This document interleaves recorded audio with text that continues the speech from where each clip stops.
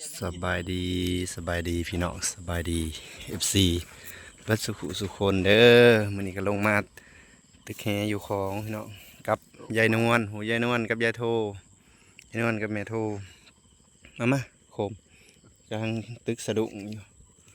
เอาของเอาไปเฮือพูบ่าวแสงพี่น้องโห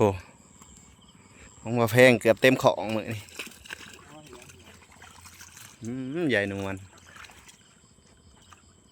แลนปลาออกอะ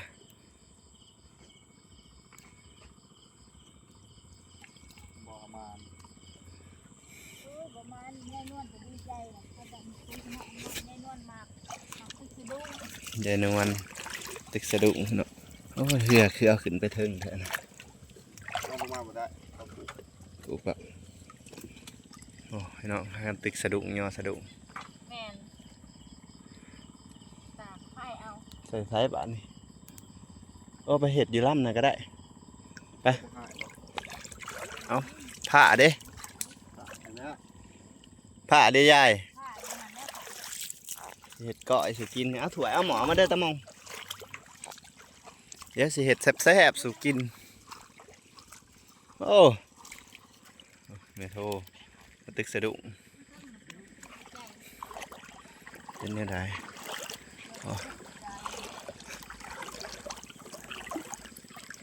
ไอ้ปลา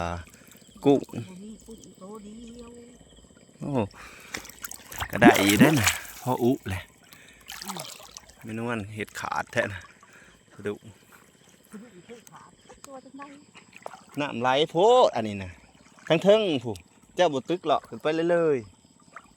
ทั้งเทิงมองน้ำวนพี่ปลาน่ะมันขาวพังพี่เอามาแปะอีแคมพังเอาผ้ามาตะมง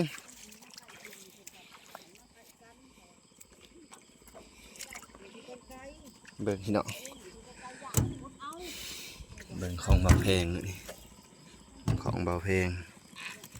ปีกอะไรของเบิ่งมาเบิ่ง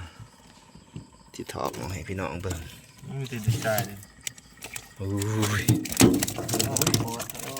โอ้ยเนาะปองถูกมานเมื่อนี้ปรากฏเนี่ยไม่ได้ลายครับกูไม่ได้ลายกลัวใจออกมาแสงออกมารวมกันโอ้ปลาสูตรใหญ่ออกจากของนั่นได้เอาหยางออกไปเลยเขาเก็บโตเลยปรากฏกำลังงมเพราะว่าอย่าเพิ่งเอาขาตีกำลังงมเพราะว่าปลาดุกรวยเอาไว้เวทตัวใหญ่นี่พี่น้องมานขนาดพี่น้องอันนี้ปลากระเป๋ายังไฟใช่เด้อเป๋าพี่น้องยังไฟใช่เด้อปลาเป๋าเป็นปลาเป๋าทะเลกินได้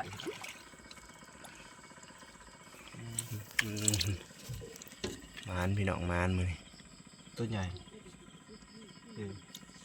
มานถือเบ็ดเขาเลยเดี๋ยวบ่แพงสิเห็ดกินถือเบ็ดก็รุดเอานี่บ่หน่วยเก็บเขาพี่น้องเก็บเขาบ่แพงก็สิเห็ดก้อยเห็ดยังสู่เมนูวันกินเพิ่นเห็ดก้อยบ่เป็นใช้ตะมงของเจ้าบ่ใส่ขี้บ่ใส่ข้าวมุกเอามาเบิ่งดูฮะเอาเบิ่งดูลง YouTube เด้อเดี๋ยวต้นน้อยปล่อยไปใส่ขี้ใส่ขี้ใส่เอาขี้อยู่ในเพื่อนสิใส่เอาขี้มันอยู่เพื่อนป่ะเนี่ยพี่น้องมือนี้ง่วยกระถากินก้อยปลาสดๆมึงขึ้นมาก็เจ็ดก้อยกินหันนะกดเลือกไว้เพิ่นเด้อตัวสีใหญ่ก้อยเห็ดซอยจับเดี๋ยวเพลงก้อยปลาก่อนพี่น้องเห็ดกินก่อนมันเติบถือว่ามันเติบพี่น้องพอเพลงมือนี้เกือบเต็มของไปได้ในบ่งต้นไม้นะป้าโอ้ยเต็มอัญญะเลยจนเปื่อยไปเลยเปื่อยเอาขี้มันออกเดี๋ยวปีกปลาก่อนพี่น้องมันพี่น้องเซตเมโทเมนวลผู้อยากได้ปรากฏยายเราเห็ดปฏิหารให้เบิ่งในได้เจ้ากับบ่มีปฏิหารบ่เมนวลโอ้โถพี่น้องเนี่ยใหญ่อลีสับครับโอ้ยคือสิตกใจไงพี่น้อง ดีใจป้องมุดสำสีลาบลาวบ้าน อ่ะหาแนวมาใส่ เอาแนวยังใช้บาท ตัวใหญ่อะลีพี่น้อง หาเสือกมาผูกเฮ้ยเสือกผูกปะสิไปซะเนาะ ก็กระสอบบ่ โอ้ โอ้โถแม่โทเห็ดแล้ว กำลังเห็ดกินอยู่พี่น้อง กำลังเห็ดกินอยู่จับดูมาเสกจับดู ได้ตัวใหญ่ จับดู สดๆร้อน จับ ๆ อืม นี่กระสอบพักอันนี้เอาพัก เริ่มมาเอาใส่กันแล้วได้อพี่น้องว่านี่ผู้ได้ปลาใหญ่แล้วได้วะโอ้ใส่กระสอบเลย หัวกันยังหนัก ยายโทได้ปลาใหญ่แม่นวลบ่ได้ปลาแพงเห็ดอยู่เห็ดกินพี่น้องก่อยปลา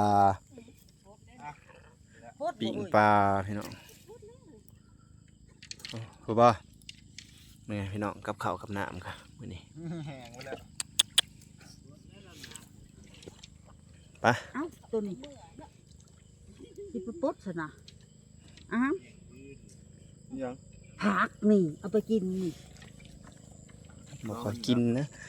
เออนะ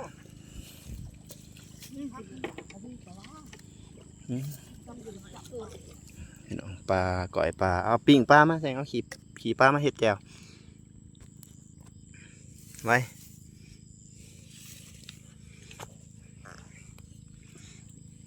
มาพี่น้องเอ้ยกินกลางดินเหล่นกลางทรายแนวนี้แหละมา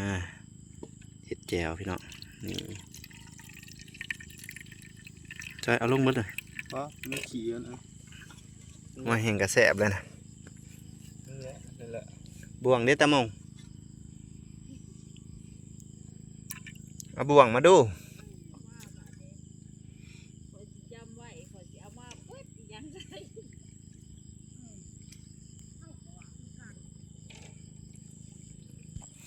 ผมไม่ว่าอ่ะเรียกว่าตุ๊กเป็นน้อยเนี่ย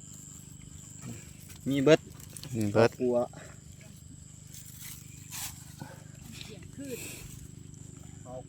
เห็ดแจ่วพี่น้องสีมือเบาแพงบ่แสบกระแสบเอาเด้อบ่วงเด้